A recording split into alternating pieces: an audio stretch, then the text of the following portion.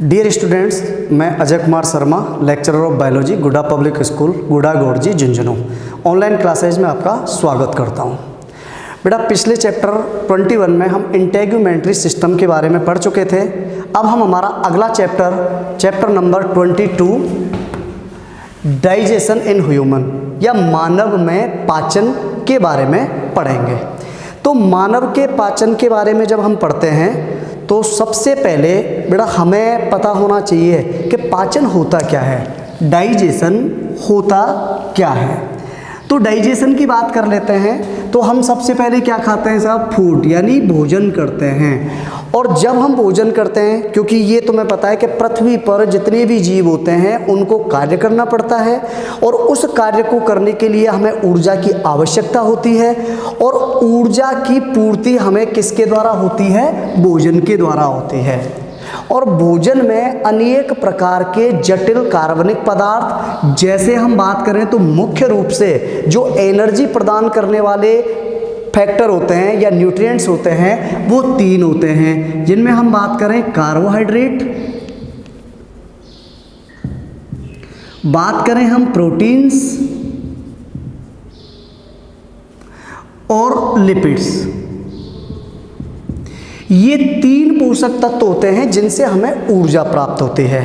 अब ये जटिल कार्बनिक पदार्थ होते हैं। जब हम भोजन करते हैं तो इन जटिल कार्बनिक पदार्थों को हमारी आहार नाल द्वारा एब्जॉर्ब नहीं किया जा सकता। कारण, क्योंकि ये किस में होती हैं भाई, ये जटिल अवस्था में होती हैं, ठीक है ना। अब जटिल या अपन कह सकते हैं ये कॉम्प्लिकेटेड मॉलिक्यूल्स के रूप में होते हैं। तो सबसे पहले हमें क्या करना पड़ेगा, हम इस जटिल कार्बनिक पदार्थ हैं, इन जटिल कार्बनिक पदार्थों को किस में कन्वर्ट करेंगे, सिंपल कार्बनिक पदार्थों में या सिंपल ऑर्गेनिक मॉलिक्यूल्स में डिवाइड करते हैं। इसका मतलब पाचन की अगर अपन डेफिनेशन की बात करें तो भोजन में उपस्थित जटिल कार्बनिक पदार्थों का अवशोषण योग्य सरल कार्बनिक पदार्थों में बदलना ही क्या कहलाता है, डाइजेशन कहलाता है, पाचन कहलाता है। यहाँ तक बात हुई पाचन की डेफिनेशन।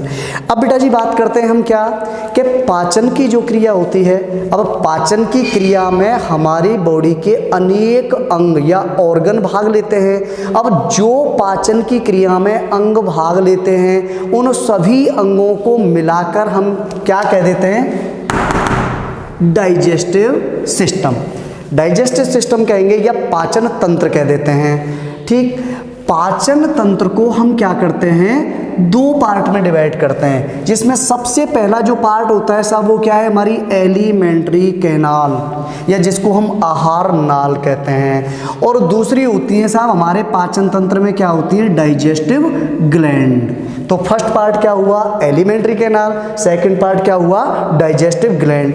एलिमेंट्री कैनाल में हम किन किन पार्टों को, देखो हमारा माउथ होता है, क्योंकि हमारी जो आहार नाल स्टार्ट होती है वो कहाँ से होती है, मुख से स्टार्ट होती है। इसका मतलब माउथ है, ईसोफेगस या उसके बाद वकल कैविटी, ईसोफेगस, स्टोमक और इंटेस्टाइन। इंटेस्टाइन स्मॉल और लार्ज 2 पार्टों में डिवाइड होती है, जिसमें स्मॉल को फिर हम 3 भागों में बांट देते हैं और लार्ज इंटेस्टाइन है उसको भी फिर हम 3 भागों में बांट देते हैं, ठीक है। बात करेंगे डाइजेस्टिव ग्लैंड की तो देखो मुख में सैलाइवरी ग्लैंड्स होती हैं, उसके बाद लीवर जो कि हमारे शरीर की सबसे बड़ी पाचक ग्रंथि होती है, और उसके बाद हम बात करते हैं साहब अग्नाशय जो एक मिश्रित ग्रंथि के रूप में हमारे शरीर में पाई जाती है, ठीक है। यहाँ देखो ये बात हो गई। अब हम बात करते हैं साहब किसकी, ओरिजिन।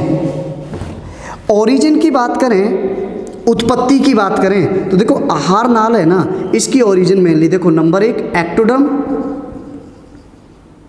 अब देखो एक्टोडर्म से हमारा एक तो क्या है, हार्ड पैलेट और एनल कैनाल और एनस। इनका उद्भव किससे होता है, कठोर तालु, एनल कैनाल और एनस, ये एक्टोडर्म द्वारा विकसित होते हैं। और बात करें हम एंडोडर्म की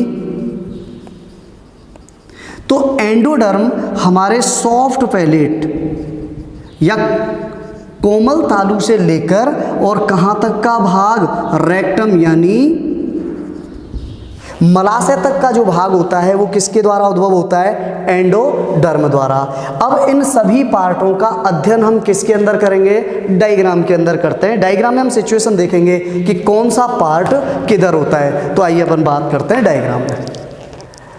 बेटा ये हमारा डाइजेस्टिव सिस्टम का डायग्राम है।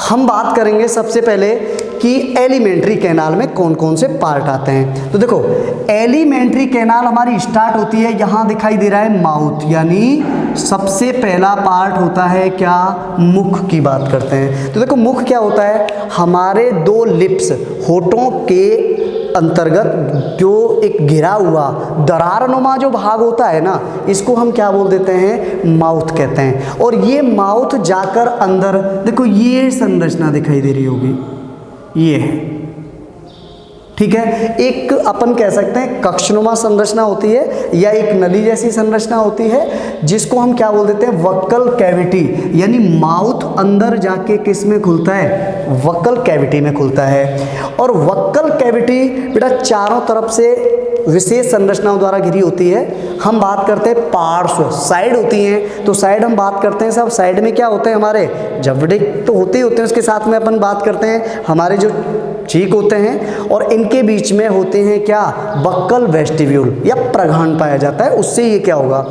और अब बात करते हैं छत, हमारी वक्कल कैविटी की छत, देखो ये संरचना दिखाई दे रही है, सब थोड़ा जूम करो ना, ये संरचना दिखाई दे रही है जिसको हम बोलते हैं पैलेट, क्या कहते हैं, तालू, क्या कहेंगे इसको, तालू कहते हैं। और पैलेट में देखो दो भाग दिखाई दे रहे हैं, एक भाग यहाँ से यहाँ तक मैंने बना रखा है, ये हो गया, एक भाग ये हो गया।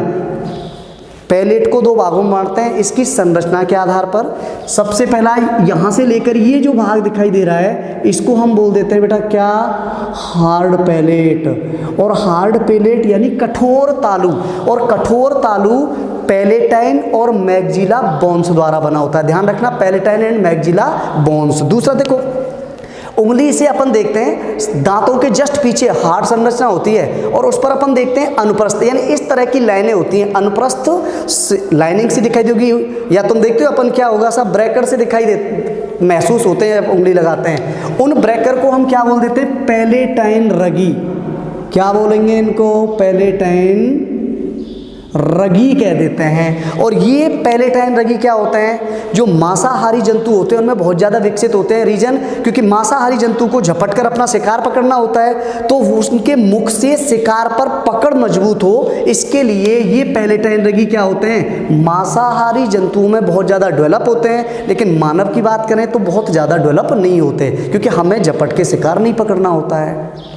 आगे हम बात करेंगे पैलेटाइन का अगला पार्ट, देखो यहां से यहां तक दिखाई दे रहा है, इसको हम क्या बोल देते हैं, देखो इसको हम कहेंगे सॉफ्ट पैलेट। क्या बोलेंगे, सॉफ्ट, सॉफ्ट है साहब, कोमल तालु।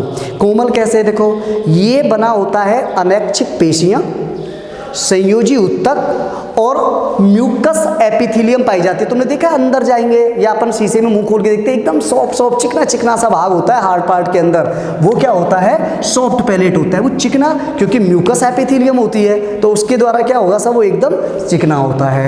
ये हो गया। अब देखो दूसरी बात, कि ये जो सॉफ्ट पैलेट होता है अंदर की तरफ ये स्ट्रक्चर दिखाई दे रही होगी बेटा तुम्हें, इसको हम बोलते हैं उवुला, या इसको हम क्या बोलते हैं, वीलम पैलेटाई बोल देते हैं। पता है क्या काम करता है, मुंह फाड़ते हैं तो एक लंबी सी स्ट्रक्चर लटकी हुई होगी, वो होता है उवुला।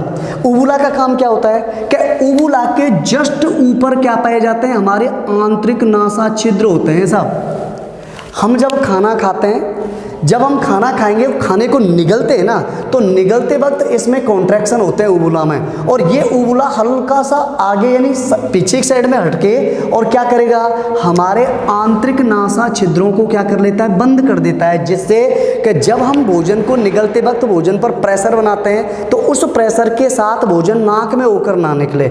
इसकी वजह से ये उवुला क्या करता है, हमारे इंटरनल लेयर्स को ढक लेता है। कई बार हम देखते हैं पानी पी रहे होते हैं, अचानक अचानक हंसी आ जाती है, तो ये उबुला सही तरीके से हमारे आंतरिक नासा छिद्रों को कवर नहीं कर पाता, पानी क्या होता है, बाहर निकल जाता है। ठीक है, अच्छा उबुला का काम हो गया।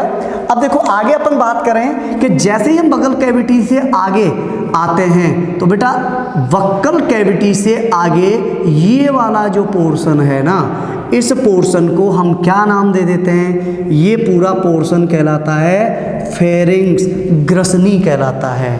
और उबुला द्वारा ग्रसनी होता है वो दो भागों में बटी होती है। ऊपर देखो उबुला से जस्ट ऊपर वाला होता है वो नेजोफेरिंग्स है और नीचे वाला होता है वो ओरोफेरिंग्स होता है। ठीक है, ग्रसनी।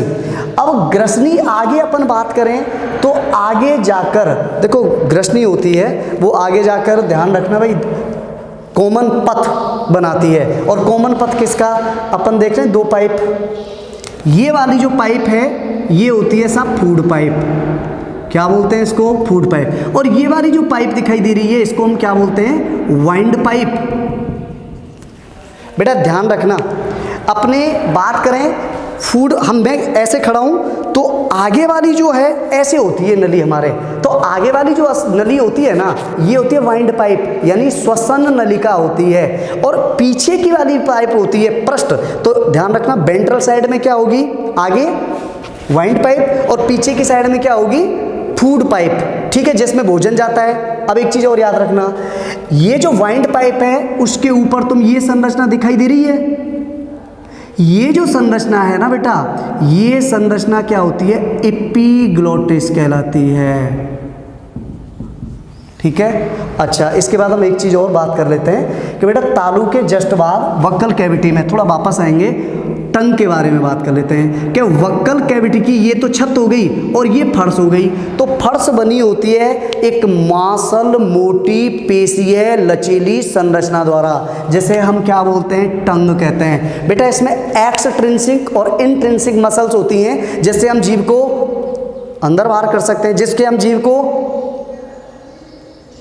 फैला सकते हैं, सिकुड़ा सकते हैं। समझ गए, मसल्स के द्वारा होती है। और जीव का काम तुम्हें पता ही है, इस पर विशेष प्रकार के पैपिला पाए जाते हैं 4, ठीक है ना, जिनमें तुम्हें पता ही है। तो और उसके अलावा इस पर टेस्ट बड पाई जाती है जीव पर, जो कि हमारे स्वाद वगैरह ग्रहण करने का काम, इसके बारे में हम बाद में विस्तार से पढ़ेंगे। आगे चलते हैं। मैं बात कर रहा था फिर पाइप की। बेटा यहाँ से हम भोजन निगलते हैं तो नॉर्मल सी बात है, दोनों पाइप का कॉमन पथ होता है, भोजन यहाँ भी जा सकता है और भोजन इसमें भी जा सकता है। लेकिन एपिग्लोटिस क्या होगा, इस तरह से इस पर यहाँ होता है, जैसे ही भोजन आगे आता है ये एपिग्लोटिस सरक के क्या हुआ, इसने इस वाइंड पाइप को बंद कर लिया, भोजन सीधा किधर खिसक गया, इसमें। इसका मतलब एपिग्लोटिस भोजन निगलते समय हमारे भोजन को वाइंड पाइप में जाने से रोकता है और वो सीधा भोजन कहाँ आता है। तो अब याद रखना फेरिंग्स किससे जुड़ी होती है, ईसोफेगस। हमारी एलिमेंट्री कैनाल का अगला पार्ट क्या है, ईसोफेगस। भोजन यहाँ आता है, यहाँ याद रखना भोजन में क्रमाकुंचन या पेरिस्टाल्टिक मूवमेंट्स होती हैं। इसका मतलब भोजन ऐसा नहीं है यहाँ से गया डायरेक्ट गिर गया। बेटा भगवान, हम सोचते हैं यार भगवान ने ऐसा क्यों नहीं किया, भोजन यहाँ से और सीधा कूदा स्टोमक में। इसका रीजन ये होता है कि अगर इसमें पेरिस्टाल्टिक गति नहीं हो, क्रमानुकुंचन गति नहीं हो, तो ऐसी सिचुएशन में क्या होगा, मान लो हम खाना खा के सो गए तो हमारा भोजन क्या होगा, ईसोफेगस में ही रुक जाएगा। लेकिन हम सोते रहते हैं फिर भी हमारा भोजन आगे चलता रहता है। रीजन, क्योंकि इसमें इस तरह से क्रमाकुंचन गति होती है सब, यहाँ से ये इस तरह से, तो भोजन को आगे ट्रांसफर किया जाता है। ठीक है, ये फैलती सिकुड़ती रहती है और इस तरंग द्वारा भोजन है, चाहे हम सो जाएं, चाहे हम उल्टे लटके रहें, चाहे हम कैसे, भोजन जाता किस में, स्टोमक में। रीजन, क्योंकि पेरिस्टाल्टिक मूवमेंट्स हो रही हैं।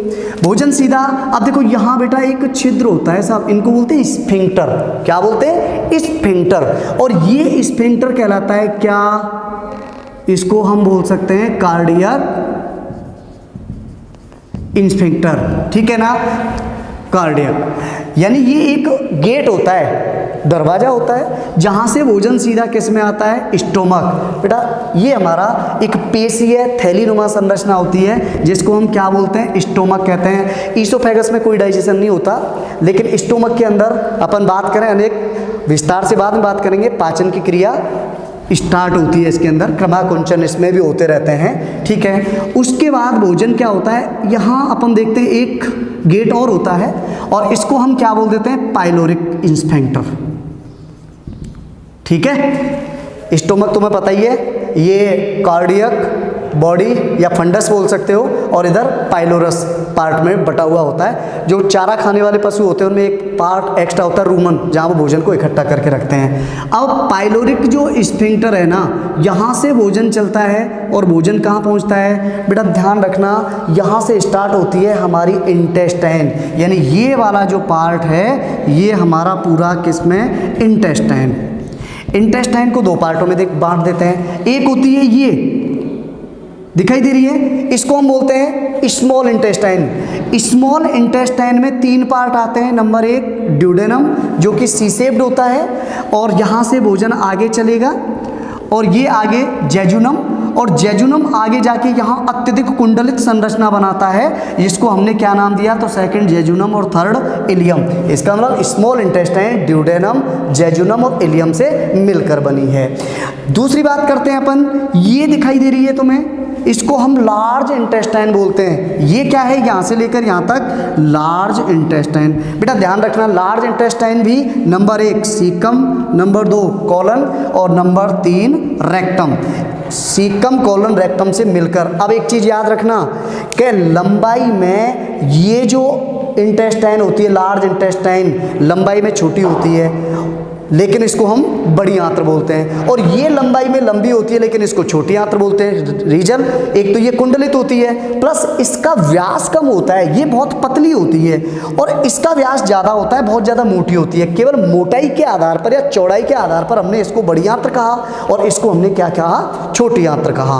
अब आगे हम बात करते हैं कि सीकम के जस्ट नीचे एक संरचना होती है सब बिल्कुल, इसको हम वर्मीफॉर्म अपेंडिक्स कहते हैं। मानव के अंदर ये निष्क्रिय अंग के रूप में पाया जाता है, जबकि जो पशु वगैरह होते हैं उनमें ये क्या होता है, सक्रिय, क्योंकि ये सेल्यूलोज के पाचन की क्रिया में सहायक होता है। ठीक है, छोटी आंत्र इलियोसीकल कपाट द्वारा किससे जुड़ती है, बड़ी आंत्र के सीकम भाग में आके खुलती है। और यहाँ ये कॉलन, कॉलन भी आप ध्यान रखना, ये असेंडिंग कॉलन, ट्रांसवर्स कॉलन, देखो ये है असेंडिंग, ये ट्रांसवर्स, ये डिसेंडिंग, और यहाँ ये है ना, इसको हम सिग्मोइड कह देते हैं। इस तरह से कॉलन भी कितने पार्टों में बटा होता है, चार। ठीक है, असेंडिंग, ट्रांसफर, डिसेंडिंग और सिग्मोइड। और आगे आकर जो ये कॉलन पार्ट है, ये कॉलन भाग किस में आके खुलेगा, एक पेशीय थैलीनुमा संरचना में आके खुलता है, और इस पेशीय थैलीनुमा संरचना को हम क्या बोल देते हैं, रेक्टम कह देते हैं, मलाशय कह देते हैं। भोजन यहाँ आकर इकट्ठा होता है,